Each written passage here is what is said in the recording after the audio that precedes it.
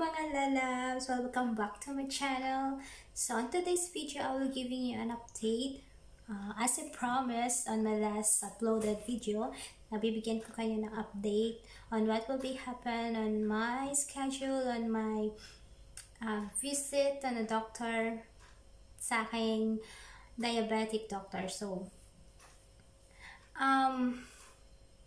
naging okay naman yung pag-visit ko sa aking doktor at ang sabi is, binigyan ako ng set of glucometer wherein I needed to check my sugar, blood sugar for 2 to 3 times a week and 6 times a day. So it is before and after the meal. So tapos ko na siyang gawin. And for 1 week sa ngayon.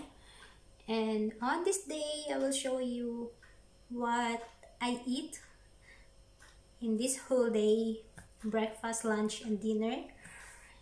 Kasi they advise me to have a diet to at least control my sugar level. As I have a gestational diabetes. So, it's not so bad naman. Kasi sabi naman ng aking doctor is, hindi naman siya kaanong kataas yung nakuhang result ng aking test. But still, I am one as considered as a gestational diabetic patient. So, ayun. Sa imbis na everyday ko siyang gagawin, dahil sa mababa nga yung aking test result then is naging 2 to 3 times a week na lang siya. So, hindi masyadong masasaktan ang ating fingers sa pag-prick for the pagkuha ng blood sugar. So, today is for my breakfast. I will be just preparing a chicken sandwich. Healthy chicken sandwich. So I will be showing it to you, and then after eating this, I will be showing to you the result of my blood sugar test after an hour of eating. Actually, nag-test na ako before I eat, and I will show this to you as I edit my video. Okay, so let's go. What will be having today? Usually, I eat toast bread. Pero dahil sa kailangan kong mag-control ng aking sugar, they advise me to have a whole corn, or what we call in the Philippines, wet bread. Ayan. Usually, nakakadalawa talaga ako ng bread. 2 piraso. Pero ngayon, or in this past few weeks, ang kinakain ko na lang is only half. Pero ngayon gagawa tayo ng 2. Then lalagyan ko lang siya ng konting yogurt. This is a yogurt. So konti lang siya.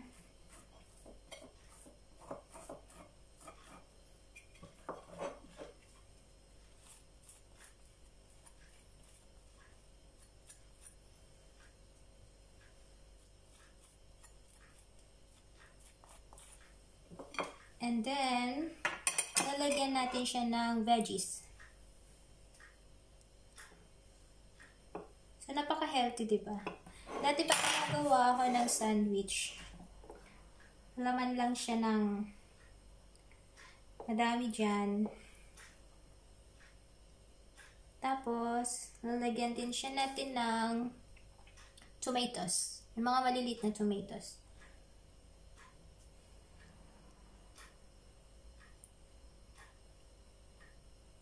Ayan. And for my protein, meron kaming leftover na roasted chicken from last night. So, re-recycle lang natin siya. So, hindi ko na siya nilagyan ng kahit ano, ng pepper or salt. As it is, na lang siya. Lalagyan ko lang siya ng chicken. So, okay lang na dumami ang ating chicken kasi protein naman siya. Actually, ang in-advise sa akin is more on protein ako and veggies. So, okay lang yan. Para mabusog naman tayo. Yan. So, hindi ko na siya nilagyan ng mayonnaise or ketchup. Wherein usually yun ang ginagawa ko kung gumagawa ako ng ganitong sandwich. So, yan. So, ganyan lang siya kasimple. Yan.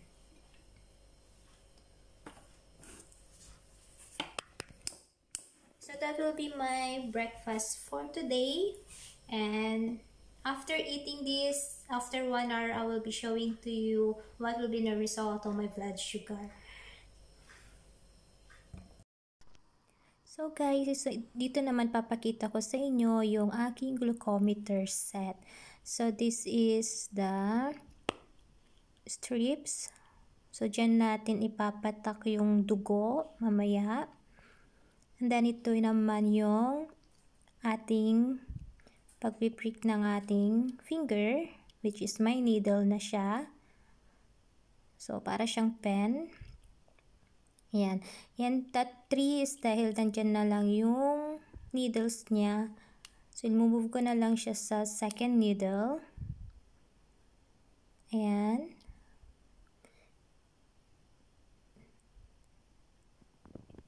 So, para siyang pen.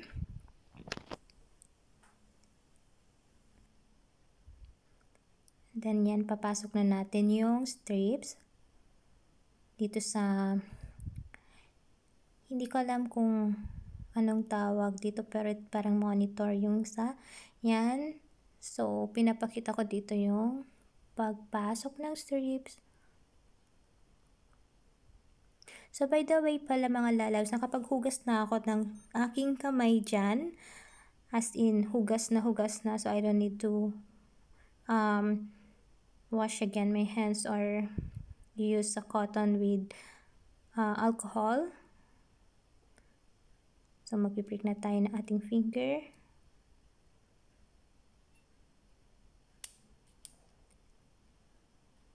Ayan.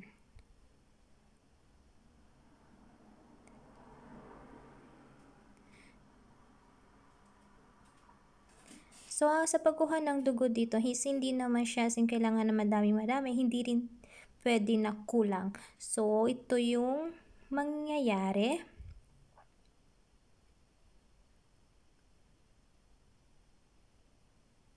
Wala nata akong dugo.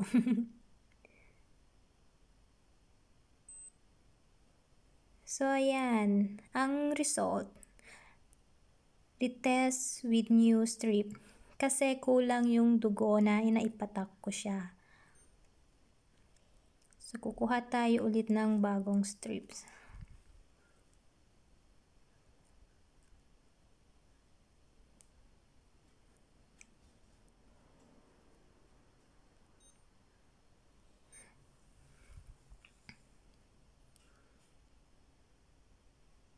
So, yun yung mga possible na pwedeng mangyari kung hindi maganda yung pagkakalagay natin ng dugo.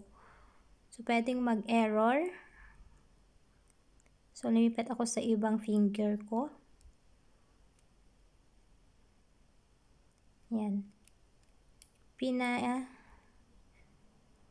Lagay ko sa 3.5 para medyo malalim yung pagkakabao ng needle. Ayan.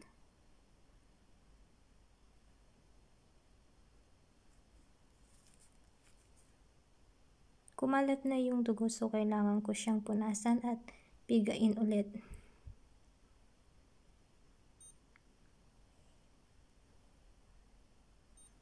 Ayan, so na-read na niya. So, 5.3 ang ating result. Medyo mataas siya sa sinet ni doctor na 5.1. But that's okay. Kasi morning naman siya. Usually, ganyan yung mga nakukuha kong result. Point lang naman yung mataas. So, carry na yan.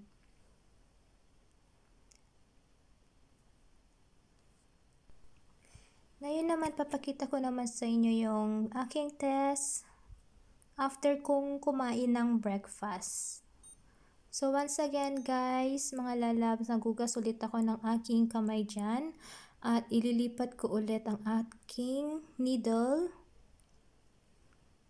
Yan. So, every test, 1 needle yung ginagamit ko.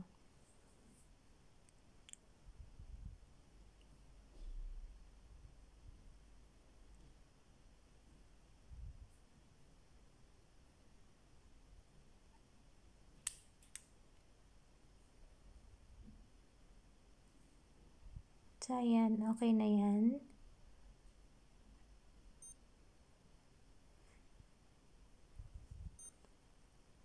Yan. So, after eating my breakfast, my result is 6.5, which is very good. Dahil ang sinet ng aking doctor is 7.7, 1 hour after the meal. So, pasok na pasok siya. So, okay yung kinain natin ng breakfast. Hindi siya masyadong, hindi nagpataas ng ating sugar. So, ngayon na nagkukuha ulit tayo ng ating blood sugar test dahil lunch na. So, yan. Dahil ubos na ang ating needle, magpapalit na tayo. Papakita ko sa inyo kung paano magpalit. Yan. So, yung isang set na yan, 6 needles na yung nakalagay. Not unlike to the other glucometer test kit is isa-isang tinatanggal yung needle kada after magtusok. Pero itong nakuha namin is ito-turn mo na lang siya para magpalit ng needle. So, ayan. Babalik na natin yung cup niya. Plus, isa-set na rin natin kung gaano siya kadiin. So, lalagay lang natin siya sa 3. Yan, okay na. So, tatapon na natin yan. So, once again, mga lalabs, naghugas na ako ulit ng aking kamay dyan. At nakapag-alcohol na din. So, ito na rin yung bagong strip natin kasi ubos na rin yung una.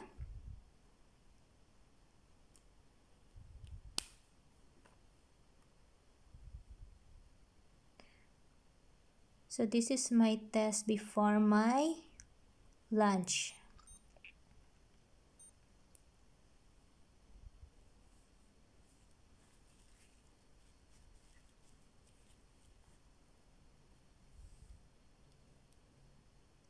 Yung tissue pala na yun, guys, nilagyan ko rin ng konting alcohol. So, ayan.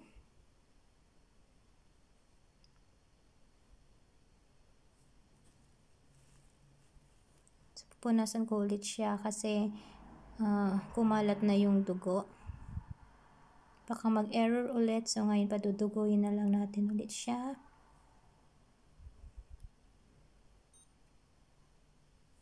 I get 5.1 which is okay pa din. Pasok pa rin siya. So, if you will notice mga lalabs, every time I eat and after eating meal is bumababa naman siya. Yung sugar na kukuha ko. So, for my lunch, this is a half slice of Volcorn bread with butter, salami, and slice of cucumber.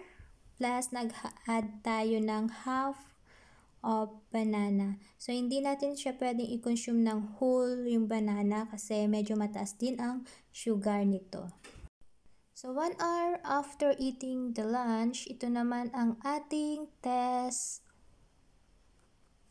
ng ating blood sugar. So, ayan, ililipat ko ulit siya ng needle. So, kanina 6, ayan, magiging 5 na lang siya kasi nagamit na natin yung pang-anim na needle. Ayan. So, once again mga lalabs, naghugas ako ng kamay ko dyan. nag-alcohol na din. Ayan. So, medyo syunga-syunga lang. Baliktad ang ating pen. Tanan! So, ayan.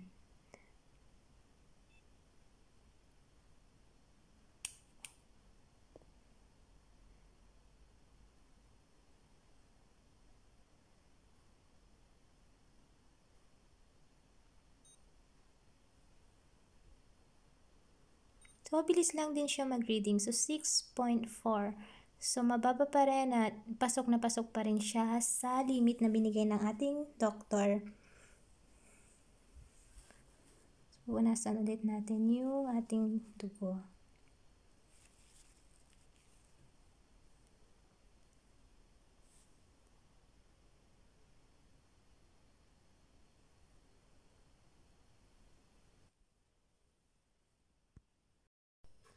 So, ayan, lalabs, dahil sa very light lang yung lunch natin, kakain tayo ng snack after 2 to 3 hours.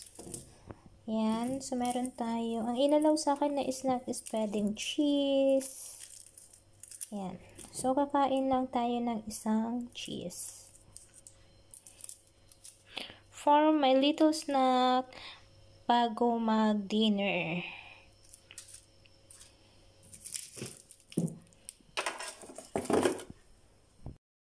So, this is for my dinner mga lalabs. 1 cup of brown rice. Then, meron tayong turkey with mushroom.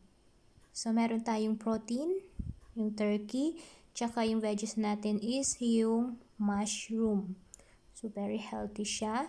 Kompleto naman yung nakukuha nating vitamins.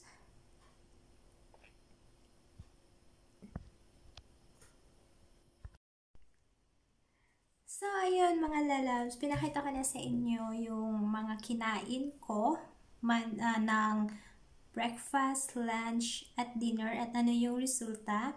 Hindi ko na na-videohan yung result bago ako kumain ng dinner, but the result is 4.9. So, pasok na pasok siya. And after eating my dinner, which is yung rice, brown rice siya, tapos yung turkey mushroom is nasa 6.8 lang yung nakuha kong result ng aking blood sugar test. So, nagtataka kayo marahil kung ano yung equivalent ng mga nakuha kong results. So, dito kasi sa Germany, dito sa yung doctor ko, sinet niya sa unit ng mmol per L, which is millimoles per liter. At kung nakakapanood man kayo ng ibang video wherein ang nakukuha nilang result is 90, 140, ganun, is ang unit naman nun is the milligram per decimeter. So, mas prefer nila dito yung 5.2, 4.9, so ganun. So far, dun sa mga pinakita kong results sa inyo, every morning lang talaga ako medyo mataas. If you notice, breakfast is 5.3 at medyo mataas na siya. Kasi ang sinet sa akin ng aking doctor is 5. But, sabi naman niya sa akin is yung 5 is parang pinalimit na niya, pinababa niya para hindi naman na ako mag-aim ng medyo mas mataas pa doon. Pero actually yung 5.3 pasok pa siya kasi that is equivalent to 95 milligrams per decimeter, which is very normal. So, pasok pa yung 5.3 natin.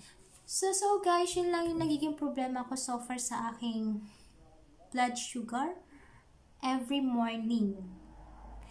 And sabi naman ng aking doctor is not to worry so much because among race, among mga lahi daw yun. Sa lahi, yan, Asian is one of the people na matataas daw ang sugar. So, every morning, hindi rin nila alam kung ano yung dahilan, pero siguro maaring sa mga kinakain din natin, ganon. But, it's totally fine on kung ano yung naging resulta ko sa ngayon. And then, aside from that, hindi ko na rin kayo nasama nag-walking ako ng 30 minutes to 45 minutes this morning. So, usually yun ang ginagawa ko for my exercise. So, exercise and strict diet, yun talaga yung ginagawa ko. So, tiis-tiis na lang kasi 3 months more na lang at tayo mga anak na. I am now on my 26 weeks, so kapit na lang. And then, ito rin pala yung pinagsusulatan ko ng aking mga results. Ayan. So far naman sa mga araw na nag-test ako, hindi nyo siguro makikita siyan kasi ang liit niyan. Hindi ako lumalagpas ng 7.7 or 140 every after meal. So that is a very good sign na nakontrol ko ang aking sugar. Tsaka yung sa morning lang talaga, pero difference of points lang. So nung sinabi naman namin yun sa OB ko, she said it's totally fine. At least you already controlled your sugar level. So, ayan guys. So, tapos na ang ating video for today. Thank you everyone for watching. And for those people who didn't subscribe yet, please subscribe to my channel. Click the notification bell para ma-notify din po kayo. Bye!